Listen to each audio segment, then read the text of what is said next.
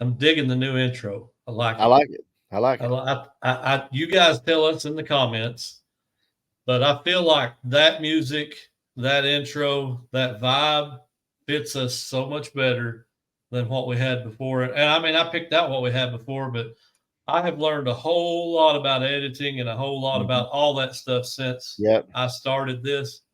And I found that music the other day, and I'm like, oh, that feels like two old guys sitting on the porch in the rocking chairs, That's whittling, spitting, all the whole 9 yards. And I was like, this is it. But welcome to the two old guys, to the new, improved two old guys. Yeah. We appreciate you being here. This is episode, what, 58, I believe, Yep.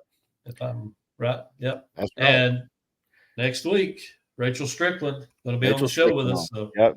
make sure to check that out next week also. But man, what a week it's been. It has been Yeah. another one of those busy, crazy, horribly overwhelmed weeks. I need to breathe. And it's just Monday Yeah. here. So, I understand. I do. yeah. How so far? How's your day going? Today's going great. I mentioned on our live, that, or maybe I mentioned to you guys before it that my mom had been feeling a little bit sick, so we had to carry her to the doctor yesterday, and she had some bronchitis. Nothing severe yet, and got the medicines that she needed, and she was a lot better this morning. But she's with us a lot anyway. But anytime she's sick, Mm-hmm. she pretty much stays here the entire time. But she felt so good this morning. She got to go to her little program she goes to a couple of times a week. Casey, my wife, of course, she's a nurse, and she checked everything out, did the meds and breathing treatment, and she was breathing good, wasn't coughing real bad or anything this morning. So we were thankful for that. And mom was excited to get to go. So that's how you know she felt good, because when she doesn't feel good, she'll let you know. uh, but anyway, that's about it. Working hard, staying busy, and just trying to keep up with eBay, keep up with life, and stay ahead of the curve. And I think I'm really behind it most of the time, but Yeah, we're me trying. too. We're trying. Me too. And for those of you watching, I'm pretty sure my internet is to blame today for the poor performance. So forgive us, because I just blanked out during part of that. I heard most of it, but Yeah. blanked out during the very last little bit. And that's welcome to the Two Old Guys and Decrepit Internet podcast, is all I can say. This new house, there is the hope and the promise of upgrade coming. Just stick with us. But no, I, I picked up on something right there, and I'm praying for your mom that she gets better all the way, and glad to hear she's doing some better. But when you said you carried her to the doctor, okay, everybody thinks that down in the South, we all talk like we talk, right? We're just hillbilly talking country boys. And that's true, but there are differences in Tennessee and Alabama. I don't carry anybody anywhere. I don't pick up nothing, carry them around, right? That's in my mind. I'm thinking, you carrying mom, you're carrying her. Like that's what pops into my mind. But I've heard it said, but Right. it ain't really used here that much. We would say, I took them down or drove them down or whatever. But I don't know. We don't really say carried I them. don't know. That's but that's interesting. There is more than one Yeah. dialect of hillbilly that exists. So That's a there's fact. Now that's a there's, fact. there's Uh, more. There's more. but what you'll And find is we have a lot more in common. I mean, and I'm talking about from north to south to east to west. You yeah, get into the rural areas. I mean, truly rural, where now, like I can't say that word very well. You'll notice it sounds like rural, rural, instead of rural, rural. rural. Just don't come out. If I'm speaking normal, it comes out like we say it around here. I have to think about it. When I was teaching, I'd be very conscientious of how I spoke, and I would try to speak proper as they say. You know, I try, I try to really be mindful. And even then, if you hear Oh, yourself recorded, you realize that doing the very best you can, it's still there. But It's still big right difference there. between, my teaching language and my language among friends and at home. But Man. it's Well, amazing. You get to the farming communities, the mountain communities, these, out in the woods areas of our country, and you still hear a lot of the same dialects, a lot of the same sounds in people's voices. It's amazing to me. well, a long time ago, this podcast was accused of being the really slow talking guys podcast.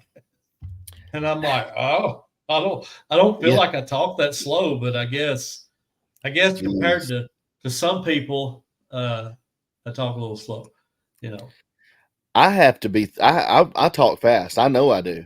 Like when I'm recording videos for my channel, there's times that I have to go. Like in my mind, I'm like cut, and I just hit the stop button. I'm like, I've got to go back and just start that whole thing over because I'm just picking up steam. The more I'm talking, I'm just like, I'm just throttling. I'm like, no You one. should First just of all, record your whole life. Just record yeah. everything.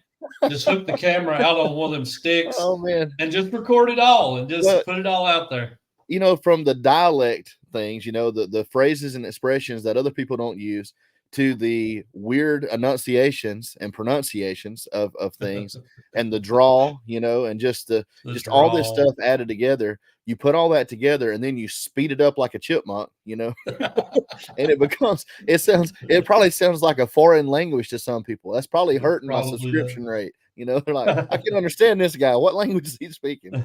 Where is the guy from? China or what? Yeah, for real. He looks like he's American, but I don't think he is. Right. Oh goodness. Oh, Oh boy, man. that was quite a detour.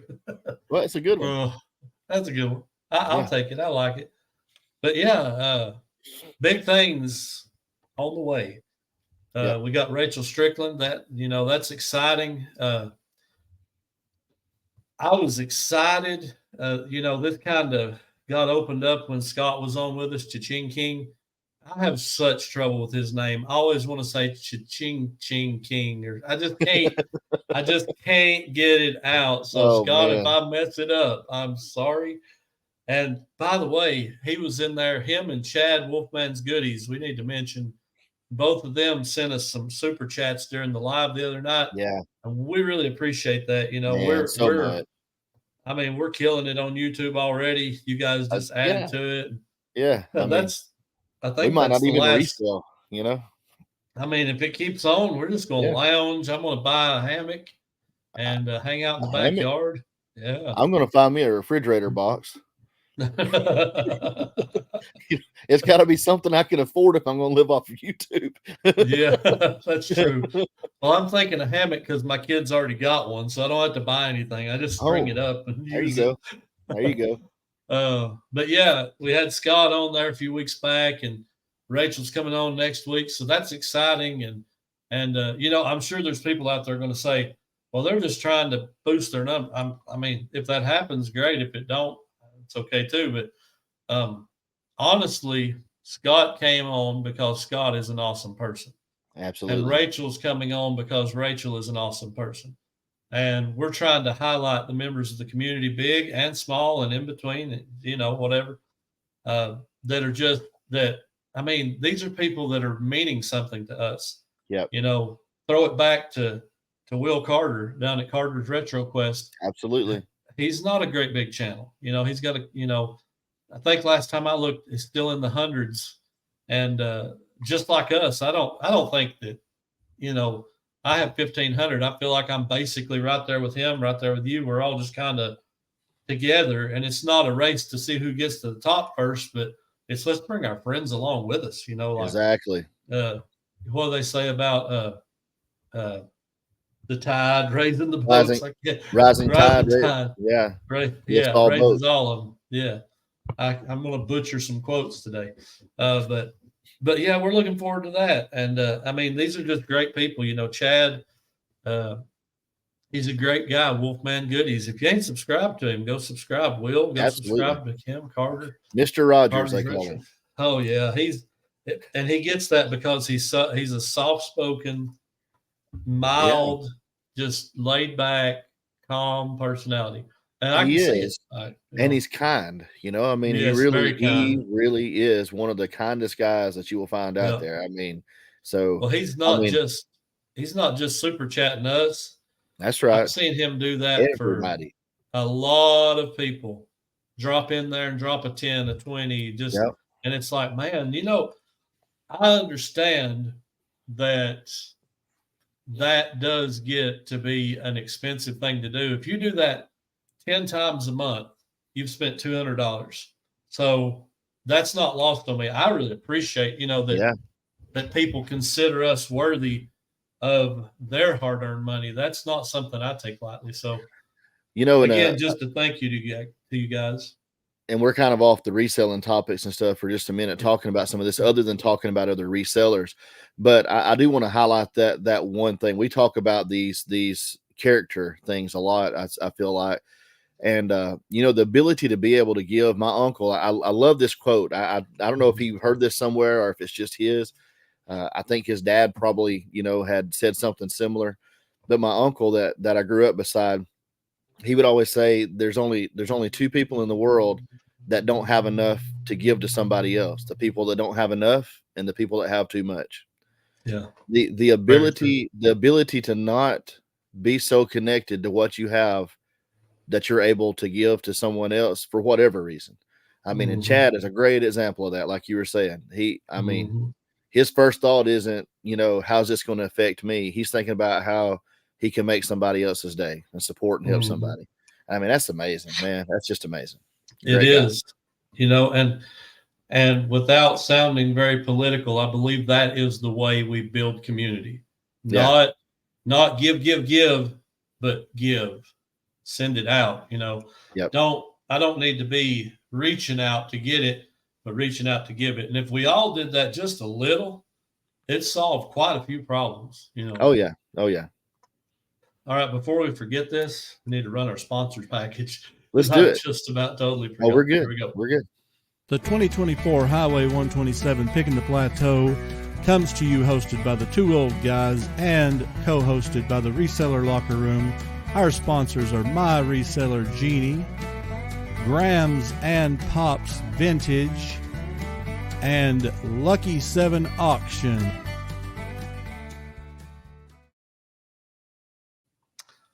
Nice. I don't know. That voiceover, man. I like it. You did a good job. Did a good job. All right. But, too hard on yourself, brother. Definitely. That's you got to my be your own critic. You got to criticize yourself enough to make yourself better, Sure. Or just ask your wife. That's exactly right. Holy cow. That's the most truth I've heard all day. I'm going to get us in trouble. I'm good at that. Well, I mean, ask your wife. My wife, I don't have to ask her. She just tells me. Oh, yeah. Volunteer. Yeah. Y'all been married a little bit longer, so. Yeah, we just hit the 20-year mark. And it's you learn a few things with time. You learn to say yes, dear. I've not really mastered that one yet, but you should learn to say yes, dear. Yeah. And that'll help you. She ought to have you whipped into shape by now. 20 years, man. Come on. She should. Don't always happen that way, though. Right. So at the meetup, tickets are $25. It's crunch time. Like we are 1 month. Yeah. We are officially 31 days away from the Highway 127 Pickin the Plateau. So if you're watching this, considering coming, get your ticket. $25 covers everything from meet and greet, food, everything's covered. Giveaways, you're included in all that for $25. And actually, when they see this episode, Caleb, the Thursday morning this drops, it'll be exactly 4 weeks and 1 day. It'll be 4 weeks from that day will be the day before the meetup. Yep. So it's very close. I did. It really is. I was counting from the day we're recording. Yeah, that's exactly right. So we're very close and getting excited. But saying all that to say this, don't wait around, especially if you're one of those that is coming to stay more than a day, like more than a day trip. You're going to need lodging. And if you don't want to stay like an hour to 2 hours one way or the other, you better take advantage of doing that now. It may actually be too late because this town don't have just a ton of hotels. Right. We have like 4, 5, something like that. And they are the bigger ones, like the Holiday Inn, that's like 5 or 6 stories. Probably, I don't know how many rooms they got, but we've got 3 or 4 like that, 4 or 5, something. But the Airbnb business here is really good. And I don't know how many for sure, but there's several. But anyway, my point is don't wait till the last minute if you're planning on staying more than a day. But the tickets, $25. We do want to talk about, we're going to talk about this a little bit more in detail in the next week or so. Try to give a little bit more information about the food, because that was talked about on the live. And we talked about, like maybe having some of those things set in stone, what you can expect to have, that type of thing. And we are going to come up with some of the main things. Some of it will just be, you just have to show up and see, because I can't make you this promise, and I don't care to promise it, that you won't be disappointed unless you just don't like to eat. If you don't like to eat, you're probably going to be highly disappointed. But if you like food, you're going to find, I promise you're going to find something. Right. And the way we operate, like what we did last year, we made enough. We had about 50 people last year, and we made enough for 100. So at the end of the day, we just, everybody was welcome to go back till it's all gone. Like, go get whatever. It wasn't like you bought a plate of food. If there's something left, feel free.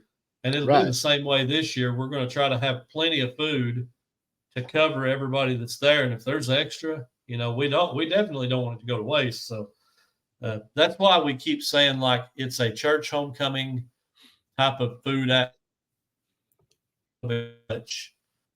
You're probably going to have that buffet feeling, and it's going to feel like overload, and you're not going to know what to do. Yeah. So that's the teaser, and then we'll try to give some specifics here in the next few episodes about exactly what you can expect. Yeah. And there may be, I realize, I think we both do on this, that probably up until nearly the week of, there may be things that we add, but we will definitely try to get the kind of the heart of where we're starting at, some information. Not that you have to know that to come. I promise there'll be enough options. You'll find something you like, unless you're just like adverse to food. If you see me have a in problem person, with food, you're going to not like it. Right. If all you want is just a chicken finger, then you might want to hit up Chick-fil-A. Maybe, I don't know, but you might be happier with Chick-fil-A. But if you're like me, then it definitely will be better than that. That's crazy. All right. And another thing, if you are coming, if you bought tickets and you are coming to this event and you want to bring anything for the swag bags, we're going to have swag bags for everybody that attends. We already got some of these bad boys right here from Corey and Teresa over at Graham's and Pop's Vintage. I ain't going to focus real great. There it is. And they sent 2 packs. About 100 is what we're shooting for. So they sent 2 packs of stickers, and we're going to drop one of their stickers down in every bag. And if you might be saying, well, I don't have 100 stickers or business cards or whatever, if you want to bring 20, 30, 50, bring whatever you want to bring, and we'll shove them down in whatever you got. We'll drop them in that many bags, and we'll do the best we can. But make sure you're prepared when you show up, because we'll have to throw those things together. We'll have them assembled, but the cards and the stuff that shows up as you show up, we'll have to have those, going down pretty quick. And you're welcome you're welcome. I know your address is on, I think, linked to the podcast. I'm not sure if mine is or not, but I know yours is on your channel, I believe. Mine is on my channel. I don't actually have my address linked. Oh, okay. I didn't know that. I have my email linked, where if you want to send something to me, you can email me and I'll give it to you that way. I got you. Well, my address is on mine. Super public.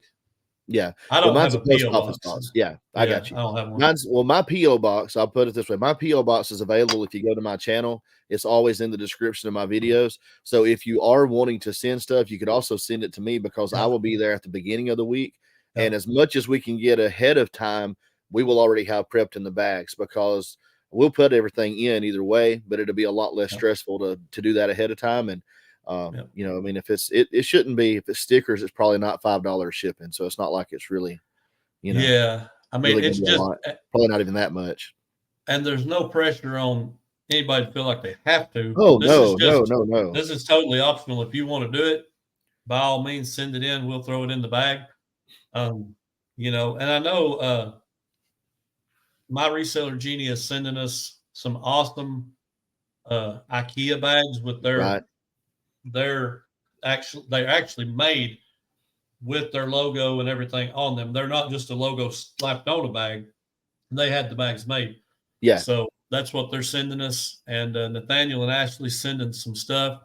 I'm going to show something here in just a minute. My table is covered. Yeah. That he sent for the auction. But they're also sending some stuff to go inside the bags as well. So just make sure you get that stuff. If you need help with anything, you can message me or Josh. Yeah. And we'll help you out however we can. And I mentioned this auction. You know, this is the charity auction we're talking about. 100% of the proceeds going to charity. Yeah. And Nathaniel sent me a bag. Like, I mean, he told me he was sending me something. And when I got it, I was like, oh my gosh. And I'm not lying. It probably weighs at least 10 pounds. This is the bag it showed up in. So, you know, that's a pretty sizable bag. It was stuffed. No, I'm not lying. That thing was stuffed. So here is a 40% silver $50 coin. That's one thing in there. There's bottle caps, root beer and squirts. There's pins. Here's the Santa Claus coin, 0.999% copper, 1 ABDP ounce of fine copper. That's probably not all going to show up great. There's stamps. And when I say stamps, I mean old stamps, like off letter mail stamps, you know, just all kinds of like I can't even show. Look at all these things. All collectible. All collectible. And he sells this stuff on Whatnot, but they're all, I don't know if he does this or he buys them this way, but they're inside of a trading card holder, a top loader. Mm-hmm. And then he has them on like a mat board.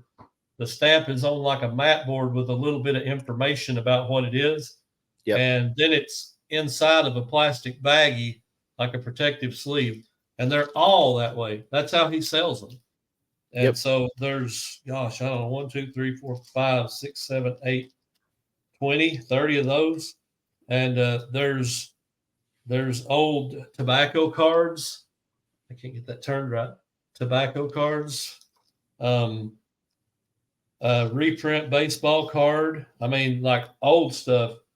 Just all kinds of collectibles and coins. And there's so many coins, bags of, there's a foreign coin lot.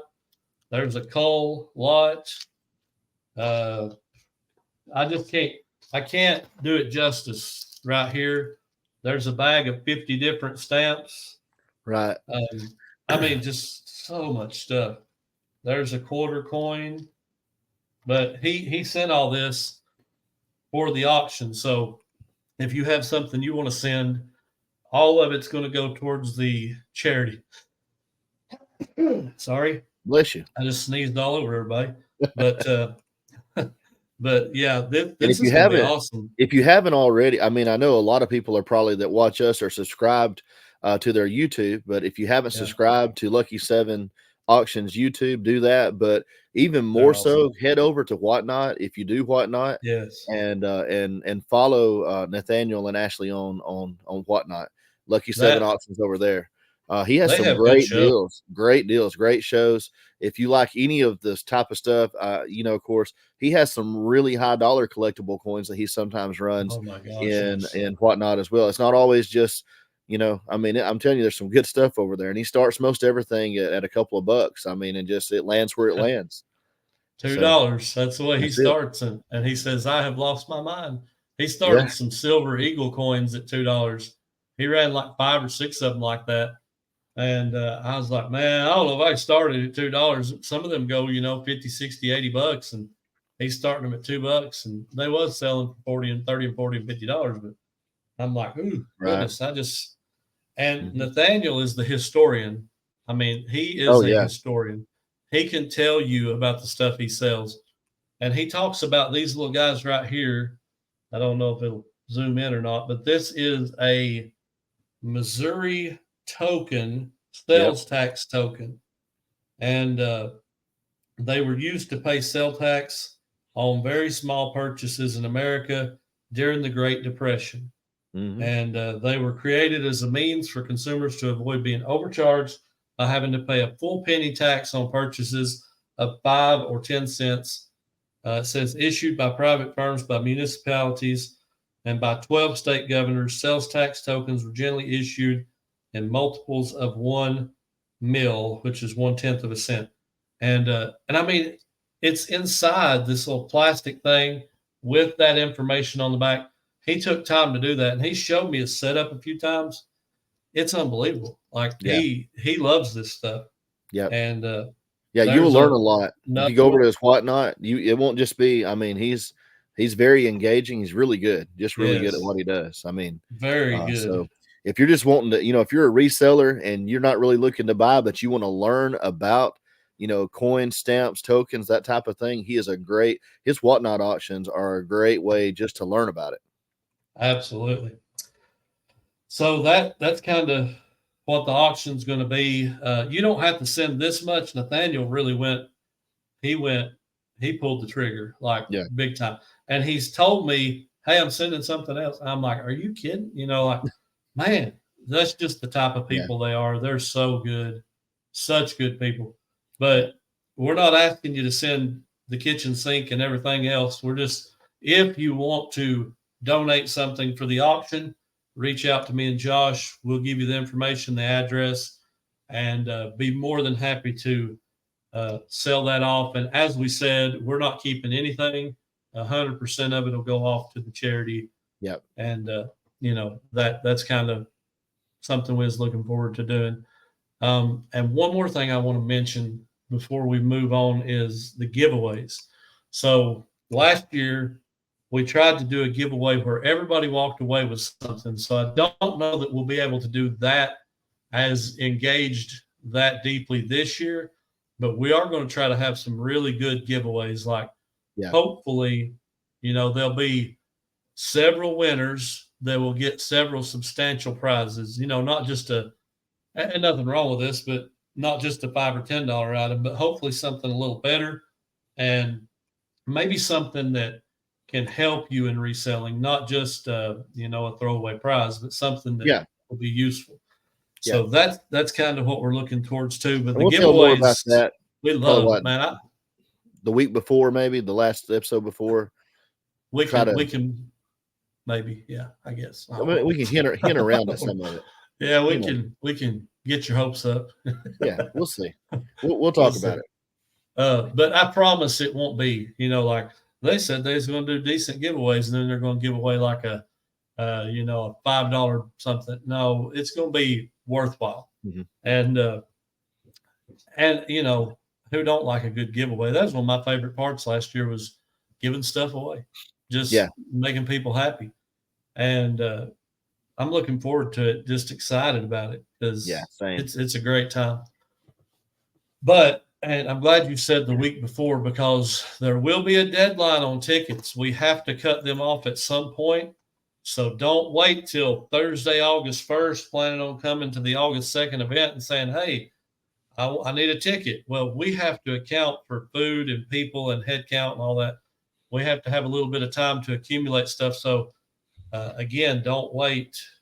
I don't know if it'll be a week, 2 weeks before the event we cut off tickets, but it will be something like that. So tickets are only on sale for a couple more weeks, and then it's over, and that'll be it. But wish we could keep them open till the day of, but we have to get some sort of idea of how much food to buy, unfortunately. But But anyway, yeah, we hope to see you guys there. Anything else to add to that before we move on to our We better move on. We move better on. move on. I don't have anything pressing, I don't think, on those topics right now. Well, let's break into our next segment.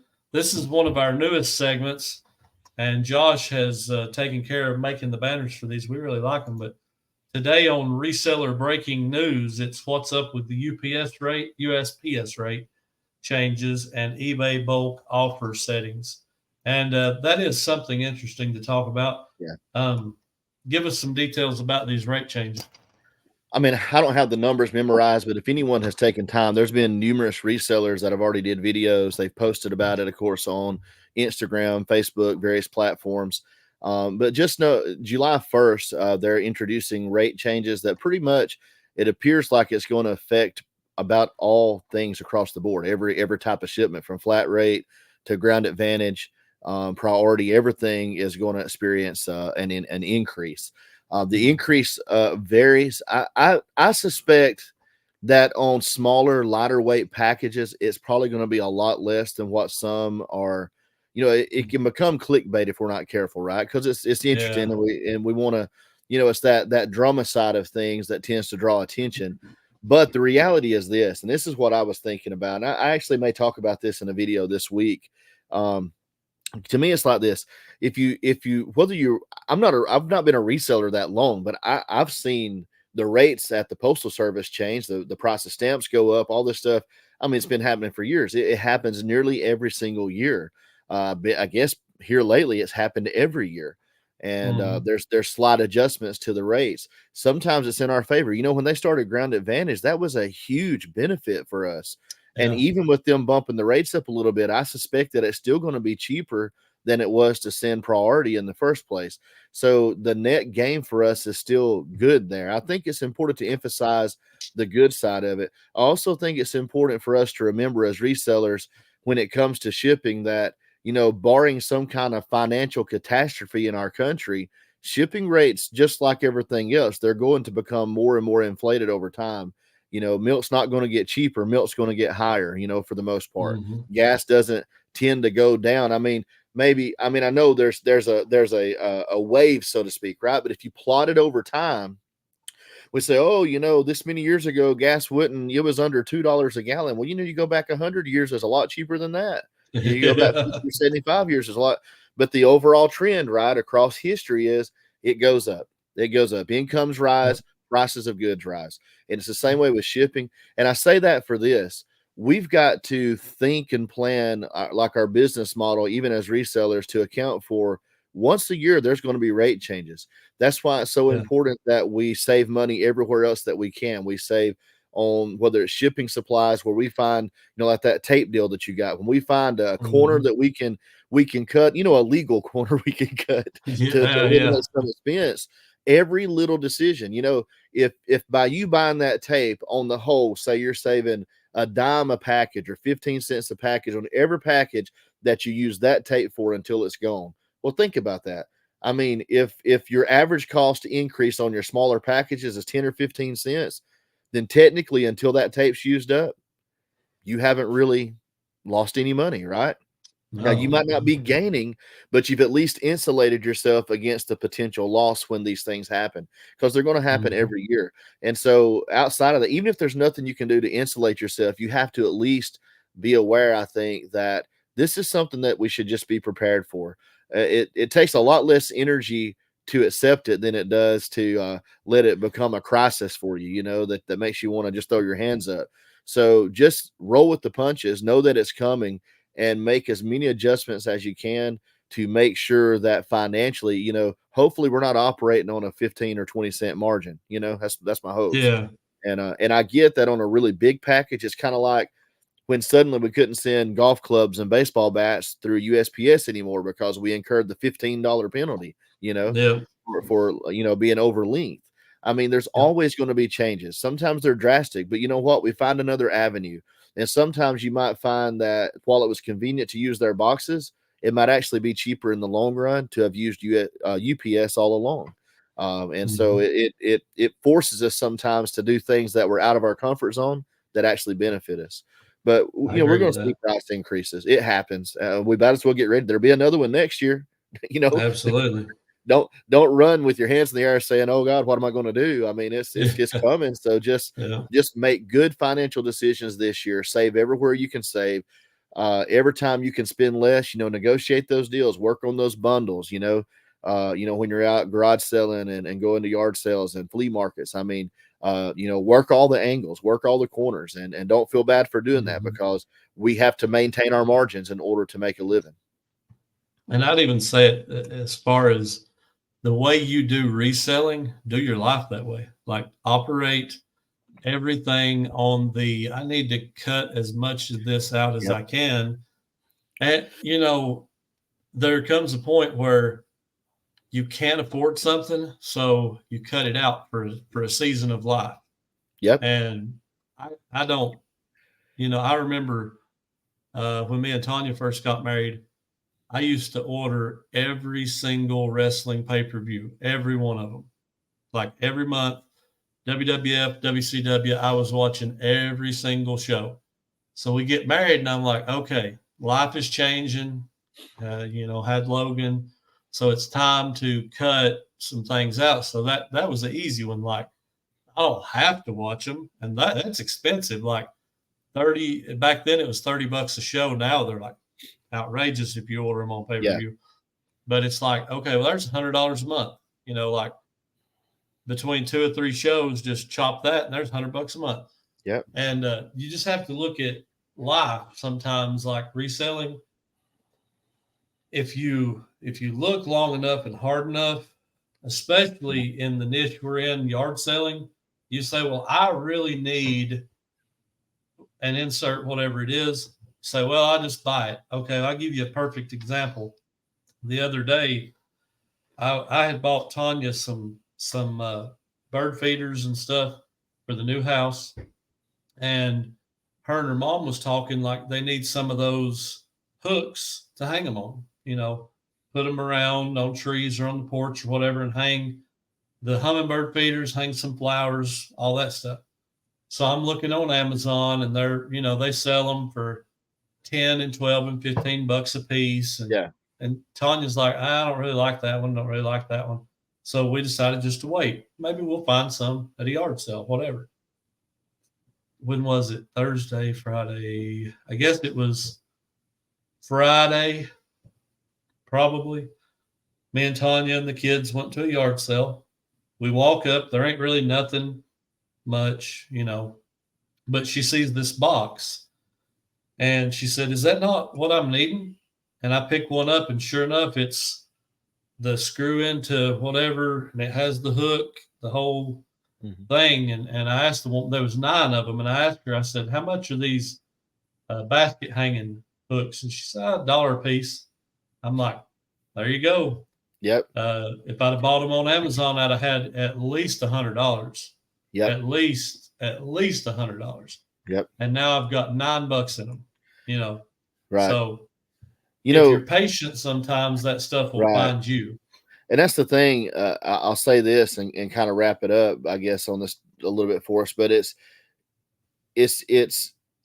easy to spend, right? It's easy to see everyone else that they have this. So I feel like I need it. I should have it. I want it now. I don't want to wait to have it.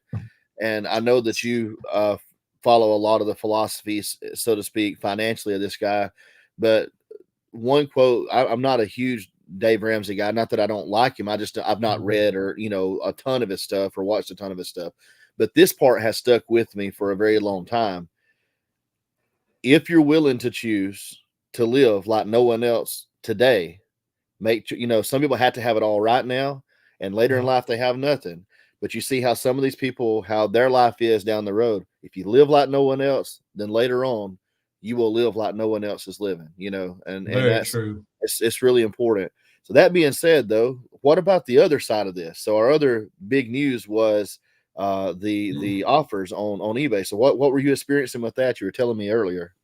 Well, I woke up the other day, right after the eBay summer update. They updated the app. They do these quarterly updates and they change a few things. They change Right. some policies.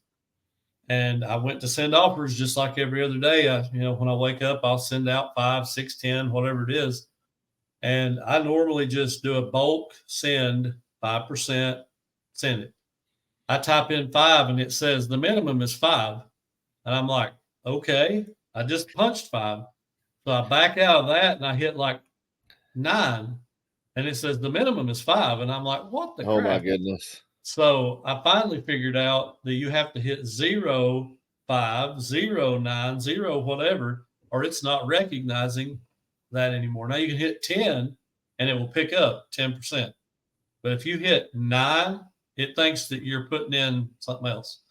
So then I seen it on Instagram. Somebody put it out there and I'm like, yeah, I figured it out. You got to hit 0 and then your number and it'll work. And they still have not fixed it. It's been, I don't know, 3 or 4 days and they still have not addressed that problem. So if you don't know, that's the trick behind it. Put a 0 in front of your 5 or your 9 or your 8 or whatever, and it'll work. But that's just typical. And listen, I'm not going to sit here and say, oh, eBay is $1 million company. How dare they ever make a mistake? It happens, but what gets me is here we are 4 days later and they are $1 million company, $1 billion company. They ought to have it fixed by now. Yeah. But I'd say this, we also have to be, it's kind of like with the USPS thing. We have to be thankful for, because without eBay, and you've said this a lot, we don't have the ability to do what we're doing. So without them, we don't even have this. And we have to be thankful, not only for the fact that we have them, but that they are, even though we may not agree with some of the changes and some of the decisions they make, they are constantly reinvesting in the actual business that feeds our business to try to make it better, to try to create more options. And we always say, well, I wish I could go back. It was the good old days. Well, I remember when my dad first started doing eBay, folks, it wasn't the good old days. It was hard. Everything was an auction. Creating listings was it was the hardest thing. It took so long to set listings up for them. I mean, and not only that, but the internet was so much slower. Everything was worse. The pictures were just a big blur. I mean, there was no such thing as really being able to show. And even if we'd had the technology, the system at eBay would have had to been able to receive data that was that complex in order for it to work. And so they have invested in themselves and advanced their technology as technology has advanced. They've created more avenues for us to sell, more, strategy. I mean, my goodness, the end sell similar and the price comping part, the fact that you do not have, I remember my dad had racks of books in the niches that he focused on. He couldn't be an everything seller because he didn't know enough about everything to know what to buy. So he had to buy books and study on the things that he decided to focus on. And he would read and he would study and he'd go to estate sales and yard sales in different places. And he'd read and study and building that knowledge so that he would be able to, and then you didn't know if it would sell. Like you knew it had value, but you didn't know whether or not it was actually something that sold well on eBay. So there was still a little bit of, kind of that dark, side of not knowing for sure if you're getting, he wound up with some high dollar collectibles that were awesome, but they didn't have a market yet on eBay, so we have it so much better is my point in spite of some of the challenges. And so that's, again, they're doing updates all the time and there's always glitches. And man, it stinks when we're used to our routine and it interrupts that.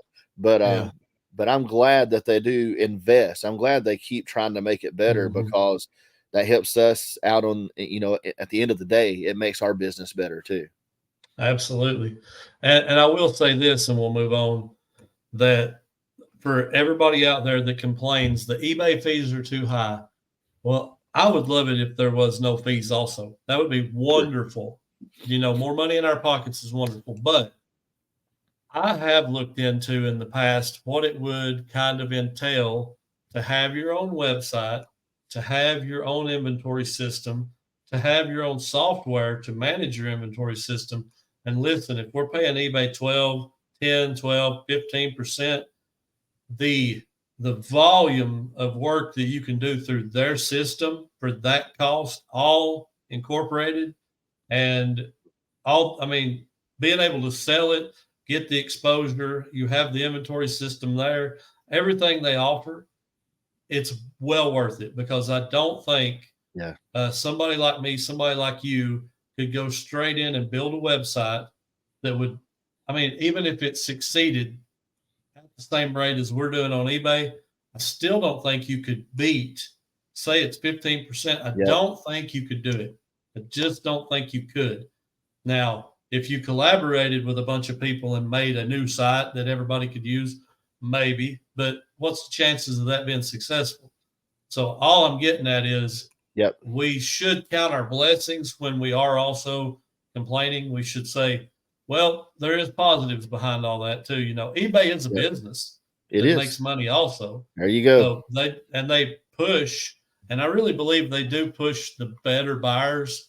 They do have some not so good or sellers. I mean, they do have some not so good sellers out there too, but they do good. You know, I'm not looking to make $1 million this year or nothing, but I have to say it has been surprising how good you can do if you're willing to put in the work that is included. It is. It is. But like you were saying, and I'll last comment I'll make on it. They have a margin too, you know, just like we operate on margins, they're operating on margins. I think sometimes when it's the man, you know, right, it's the big guy. We think of eBay as being the big guy, you know, that we forget this idea. You know, I have people sometimes, you know, they get frustrated with the company that they're working for. Like, well, they made such and such, such and such and such and such. And a lot, you know, we have a lot of mining around here, and I'm not against any of that stuff. I mean, my brother works in the mines, in the coal mines. It has nothing to do with that, but we've had a lot of conversations. I'm like, you know, I get it. I know there has to be a balance, right? There's a give and take between, you know, with eBay, between us and eBay, right? And sometimes when eBay decides to increase fees, we feel like they're taking from us, right? But at the end of the day, they're operating on margins. And just like we don't want to sell $100 item that we know sells for $100, we're not going to sell it for $50. We're going to sell it for $100. And the service they're providing, if it reaches a point where they think, okay, we can provide this service and it not affect our number of users at 1% more fee, then that's what they're going to do, because that's how business works. And, you know, I mentioned like my brother and mines and things like that, whatever kind of company it is, you know, when they're deciding, and we think about, you know, how much is eBay making or how much is an owner making, you know, there's a line that they won't cross, so to speak, right? Where if they can't make a certain amount, and I've told my brother this, I said, you realize the company or the people behind the company that owns the land that's being mined, if they can't make the right margin on it, they will shut it down and let it lay dormant, because they've got money. They don't need it to be operating. They don't need all 500 of you to have a job in order for them to be wealthy. They're already wealthy. And if it costs less for them to scuttle it and just let it lay until prices change, like if the price drops too much on the product, so they'll do what they got to do to preserve their wealth. They're not just going to start, you know, emptying their bank account to keep things going if it's not to their advantage. And it's not that we're supposed to be trying to make the fat fatter. It's not even about that, but I'm saying there's always got to be a profit. If there was no longer a profit in doing eBay for me, then I'd have to quit doing eBay. That's how that would work. And so, you know, anyway, I may have got a little off track on that, but I think maybe the point is understood at least, you know. Everybody's got a benefit, including eBay. The fees can't be so low that they're operating at a break-even rate, or they'll say, we can't do this, you know. Absolutely. Well, let's hit up a couple of our segments, and we want to end with something on our keys to reselling success. We're going to end the show with that, because I really feel like that's a good way to go out today. But let's hit up Sell the Week, first of all. And I mentioned that, I don't know if I mentioned it while we're live, but I mentioned to you I had a really good killer weekend. Like, for me to have listed nothing in 90 days, 100 days, I sold almost $700 worth of stuff this weekend. So I was ecstatic. I was like, that was a good weekend when I was listing hot and heavy. Like 700 to 1,000 was where I tried to run. So I was like, oh yeah, I'll take that. And what one thing that really helped was Tanya sold 2 sets of spoons and a set of forks, $60 a whack. Oh man. So 60, 120, 180. I mean, just killer. I want to show you guys something. I'm going to turn my camera around. I don't know if it'll show up, but this is crazy. If you can see it out there, right out there, there's a deer. I don't think it's going to show up on camera, but it is out there picking in the grass. Can you see it at all? It's moving. I think I see where it's at, Caleb, but I'm not positive, brother. Look by the tree. Yeah, that's where I'm looking. Yeah. Yeah, it's back in there.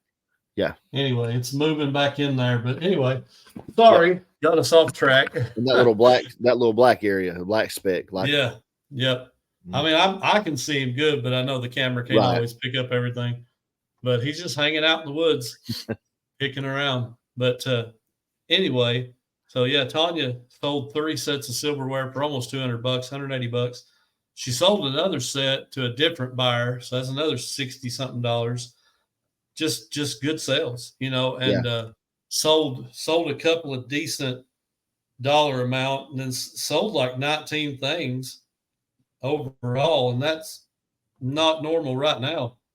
I've been doing like probably 3 to 4 things a day average, which I'm okay with that without listing. But this weekend, we done good. We had a good weekend. Yeah, that's good. Well, for me, and if it's okay, if it's okay with you to just kind of run these together, comment and sell. Sure. So I had I'm going to tell my comment first, and then I'll use that to segue into my sell, and then I'll go back to you, let you do comment. But I went with Miss Mary McCain. She said, "Hi guys, Caleb, how cool the buyer paid," and it says, "What a nice surprise to wake up to." And then she said, "Josh, I would love to know if the buyer wound up sending you back your previous offer, since today is the 28th. Happy anniversary, Caleb and Tanya. Liked and shared. Thanks, guys." Number one, let me apologize. I have not had time to respond to everybody this week. It's just been upside down week and mama not feeling good. It's just been a lot busier. I sat down to try to do it today and I did not get through with it, but I will get to it. But that being said, it did let me bleed this over. So last week's show, if you didn't get to see this part or watch that long, I'd had a buyer on a set of CDs that I had listed up close to $200. It was 7 CDs that were sealed from Caleb's favorite band back in the day, oldies, the Dave Clark 5. Dave Clark. Yeah. Them guys. Yeah, he loves it. It's been 3 weeks in a row. He's talked about how much he loves these guys. Yes. So anyway, they were actually from the UK, and the buyer was from the UK that had sent a message back. I sent them an offer at I think it was 170, and they said they really appreciated the offer, but they wouldn't be able to make the purchase until the end of the month, but they would like to buy it. So I sent back. I said, well, if it's still available, feel free to send that offer back to me, and I will be glad to accept it. And so lo and behold, on the 27th, not the 28th, I get, the little sound you get when you get an offer. And I look at my phone, I've got a $170 offer on that set of CDs. And so it's the same buyer, the one that told me that they waited for 3 weeks, kept that in their watch list, came back, made the offer like I said they could do. I accepted the offer. They paid. They didn't pay that day. They messaged me back, said, "I still can't pay to the 28th. Is that okay?" I'm like, if you waited this long just to hit buy because you told me you would, I said, absolutely, that's no problem. And so the very next day, they paid me and got those out the door to them. So $170, 7 CDs. It was copies of the original LP albums that were on them. So it consisted, between the 7 CDs, there were 16 original LPs that were part of those 7 CDs. And so anyway, I don't know what that works out to on a per CD basis, but again, I had like maybe 25, 30 cents. I still don't know. Whenever I finally have a total number of CDs purchased on that and box sets, I will clarify exactly how much it was. I'm positive it's not over 30 cents. It may be less than a quarter, but point is, it's about $2 I had in them. I sold them for 170. So that was my Dave Clark. Dave Clark come through again, boys. Yeah, that's twice. Well, the first set, I had 2 sets of them, right? The first ones were opened, and they sold for, was it 75, 70, 75, 80, something like that. Is well over $200 that I got for those 2 sets of CDs. Man. Yeah, close to $250, I guess. I'm sure there's a lot of people out there saying, I'm going to buy every CD I find. That is not, don't do it. Nope. But what Josh did with a lot of that UK stuff, man, and DVDs too, BritBox and BBC, especially if you find that music in those media things sealed, do look them up. Right. Listen, just at least look them up.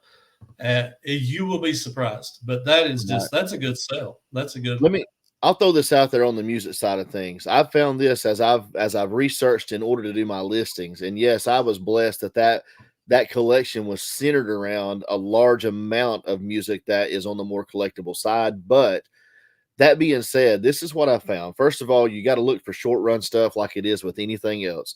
So some popular artists do have some CDs that have higher value. It's just like the famed Taylor Swift CD that everybody tries to find, right? Her first cut.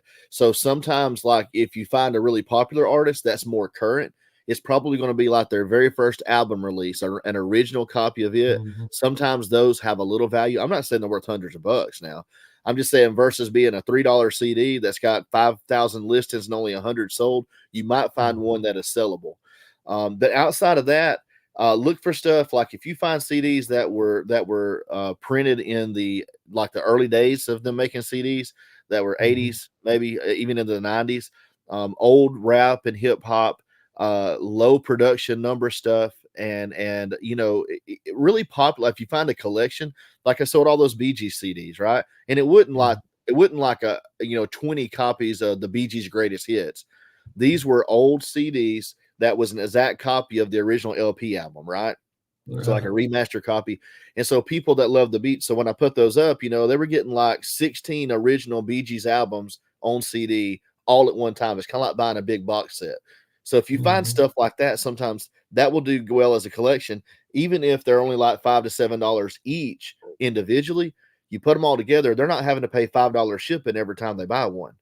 So you can really bump the price per CD up a little bit when you do that, and they still save a ton of money versus buying one CD at a time on eBay. There's a lot of ways to make money off of them, and there are a lot of CDs that do have value. If you find artists that you've never heard before, like you've never heard of that person ever, and it looks like it's old, probably worth looking it up, because the obscure stuff I found, I've sold a lot of ones that were not old, that were like 2000s and 90s. That was some weird band I never heard of in my life, but you look it up and it's like, wow, there's only 8 listed, 6 sold, and they sell for $25, $30. So, just like with game titles. And you can do it. You can manage to spend. I mean, even if you spent $1, whereas you got a quarter. If you go to a yard sale and they got a box of stuff and you're spending $1 a piece, but I'm gonna make 15, 20, $30. I mean, you can do that. You can go spend $30, and you're going to multiply your money many times over. That is like the easiest way to break into reselling. Is to learn those low dollar niche items that media is one of the easiest. If somebody was breaking in and they wanted a cheap way in, that'd be a good way to go. And you can recondition. Exactly. I'm saying you can recondition CDs, but I would say, especially if you're a newer reseller and you look at buying those, unless you look some up and there's some absolute home runs there, or some of it is sealed, then definitely take a look at the condition, because if you don't have a way to recondition them yourself, you can't sell a bunch of scratched up garbage for much of nothing. And the other thing is, I would say if the condition is really good and it's a lot of just popular mainstream artists, I won't say you can't sell those if you group them together correctly into lots and make money, because I've done that quite a few times, selling in sets of 15, 16, 18, 20, maybe even sometimes. But the thing is, if you're buying a big box full and doing that, you better make sure that you're not paying over 15 cents to a quarter a piece, because at that price you can put 10 together at a quarter of a piece is $2.50 you've got in them. So then if you sell it for $25, you've made a decent profit. And the person buying them off of you, they're not having to pay a big price. They're spending $30 to get 20 CDs. They're paying less than $2 each. Capitalism at its finest. Yeah, that's a win-win all the way around for everybody. But be careful with it. It's not a gold mine to go buy every CD you find. You will go broke buying them in the thrift store. It's $4 a piece, $5. Yeah. Look them up. Well, my comment of the week was retro renewed. Yeah. We was talking about priority boxes, how to use them, how some people use them the way they shouldn't, and how you should use them. And they said first ethical use of priority boxes I have heard. Much appreciated on the shout out. We will enjoy the tens of subscribers coming our way. And I said, yes, that is very true. So Yeah. if you didn't, go check great those folks. guys out. Yeah. Yeah. And I went over and subscribed. I have 5 accounts, so I hit them up with all 5 to help them out a little bit. They've got 300 and some odd subscribers, so we can push them up a little bit. Oh, yeah. 10 or 15, hopefully. And that's Aaron and Amber again. Great folks, great couple, great family. Yeah. Check them out. They're worth your time. I promise you will enjoy listening to them. Yeah, they're really good. All right. Well, let's while we got a few minutes left, let's break into a little bit of wrestling history. You ready? Do it fast.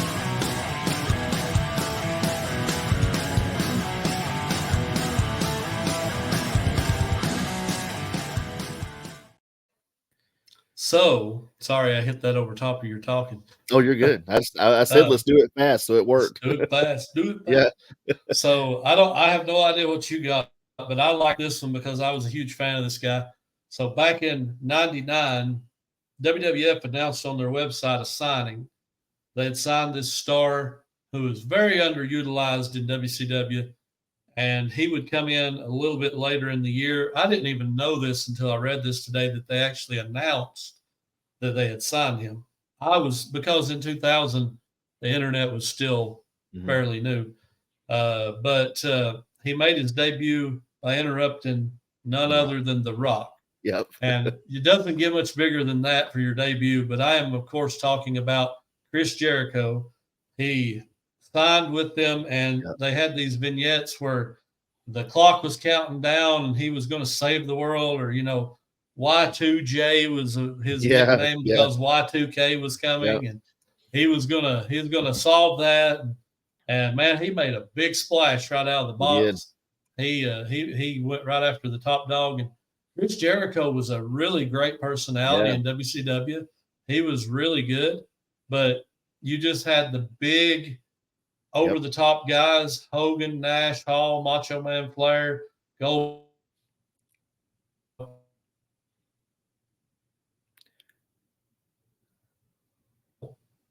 So guys like him, guys like Eddie Guerrero, Chris Benoit, they never had a real good shot at getting into that level. But he came over to WWF, now known as WWE, and he made that big splash. And he went on to defeat Stone Cold Steve Austin and The Rock in one night to become the official undisputed world heavyweight champion. And the rest is history. Chris Jericho, love him or hate him. I know right now he's still wrestling, and he's getting mixed reviews because he's old.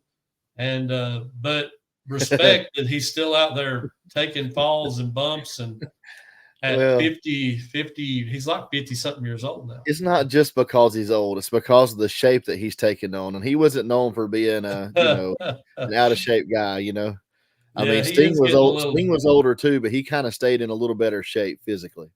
Jericho is looking a little boxy, I will say. He's getting a little bit of a dad bod. To me, it's like this, and I'll say this on yours because you mentioned Jericho. I almost went with that, and to me, it's like with him. I just think about that era. You got him and The Rock and Stone Cold. I mean, the mic skills that those guys had. I mean, larger than life. He was probably one of the only ones that really could rival The Rock on the mic. I mean, he was good on the mic. Whether you liked him or not, you may not have liked his character, but he was smooth. He was in character. He didn't have any trouble. It didn't sound manufactured. I mean, it was stupid sometimes because he's a nut. But I mean, The Rock was too in a lot of ways. Yeah. I think that's part of it because his character was always so cocky, and now he's got this whole different look, and it's like trying to reconcile this old image of who he was to what he looks like now. It just don't fit. It just don't fit. I looked at a little thing the other day. He's got this motivational speaker gimmick going now, and I'm like, that's the perfect one to make you hate him right now. It's like he's not going around. Thanks, guys. I really appreciate it. Oh my Yeah, goodness. that's a Oh good my bit. goodness. That's a good bit. Goodness. Well, what is yours? All right. So I've got July 4th, 1993. So this was when Yokozuna had sent out the challenge, that no one would be able to body slam him. And if you haven't noticed the hat, maybe you can see that. US So Navy.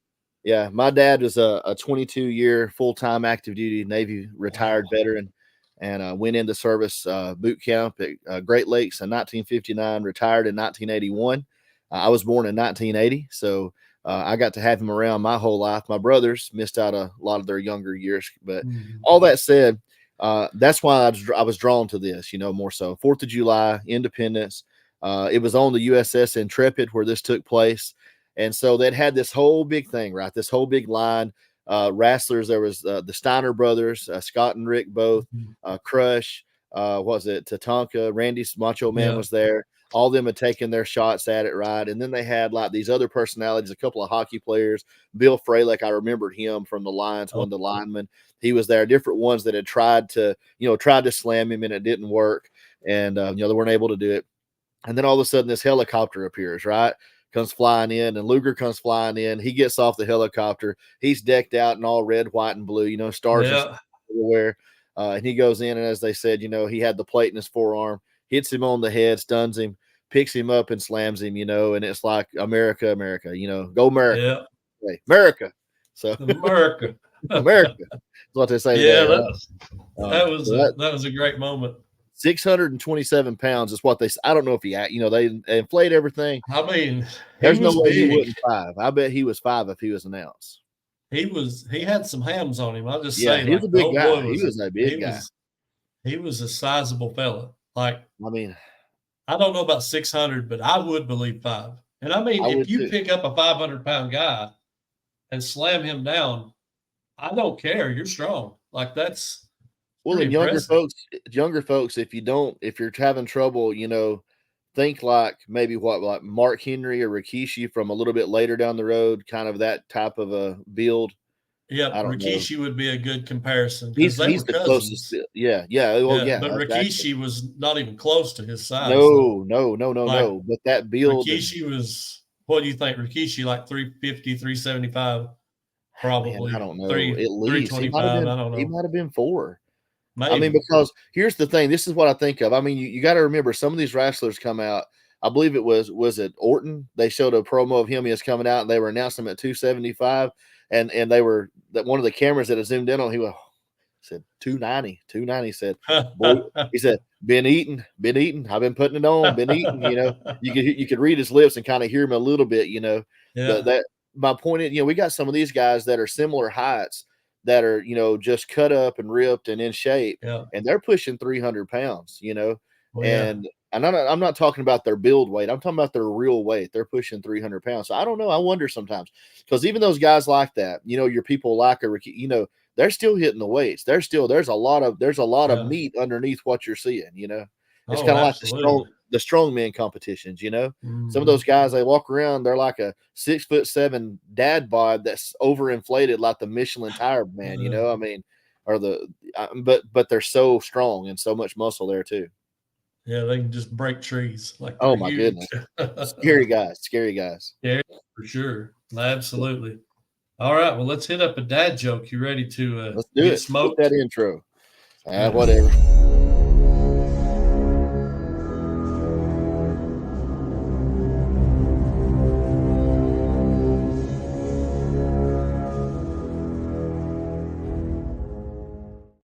All right. I am going to throw mine out there first. I'm pretty sure we both lost this week, by the way. That was the sentiment, even from Glenn, which really disappointed. I let Glenn down. I'm sorry, brother. You let Glenn down. That's bad. We told bad. 2 apiece and still didn't land with 1. Good grief. Well, I'm going to redeem myself today. I know I will. So here we go. So I was out back the other day digging in the garden, and I found this chest plumb full of gold coins. So I wanted to tell my wife about it, but then I remembered why I was digging in the garden. So happy anniversary to my wife.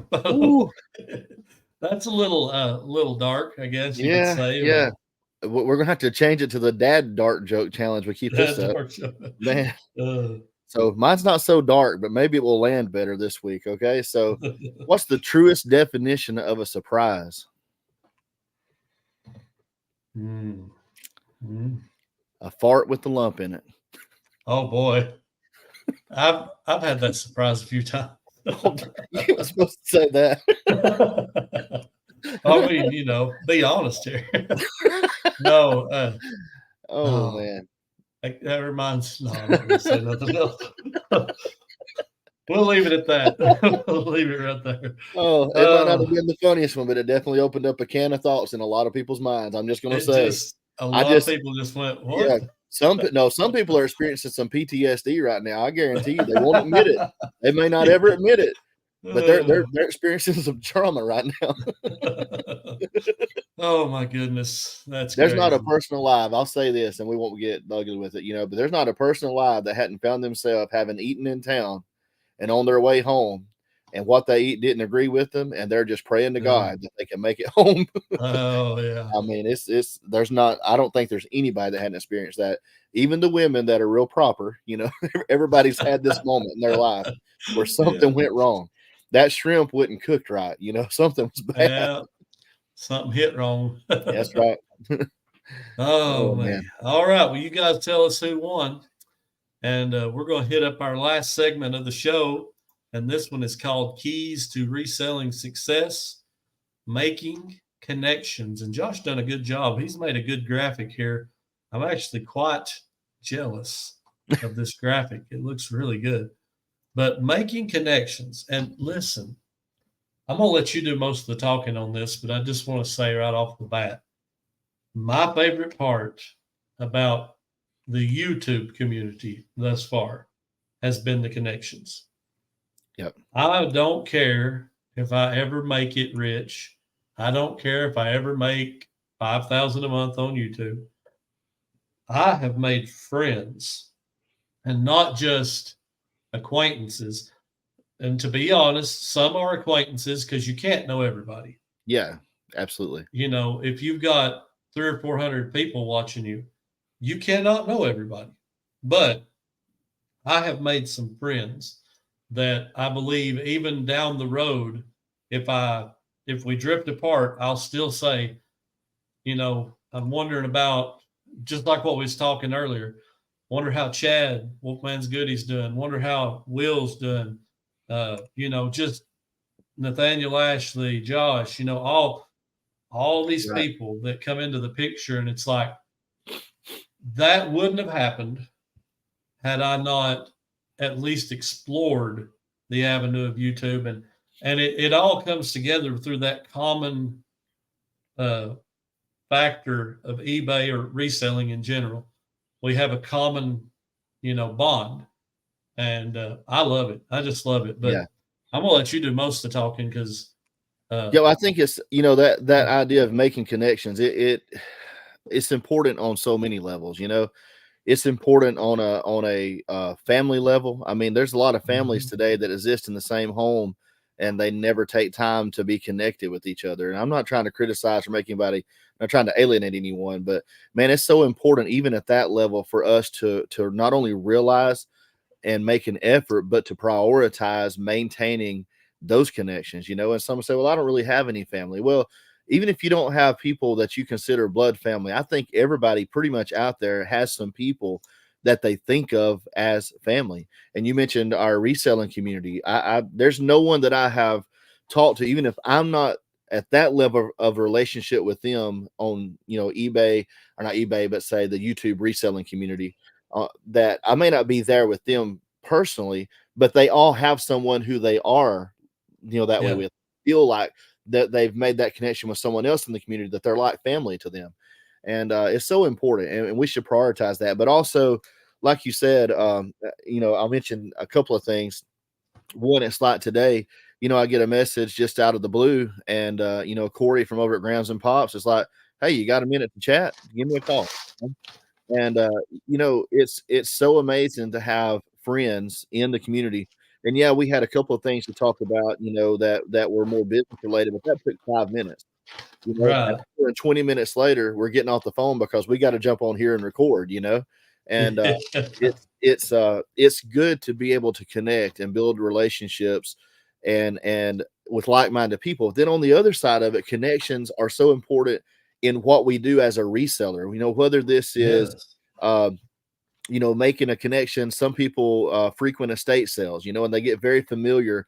I know Scott mentioned this when he was with us about getting familiar with some of the estate sale people and how he maybe would carry them donuts. And it's not, look, here's the thing.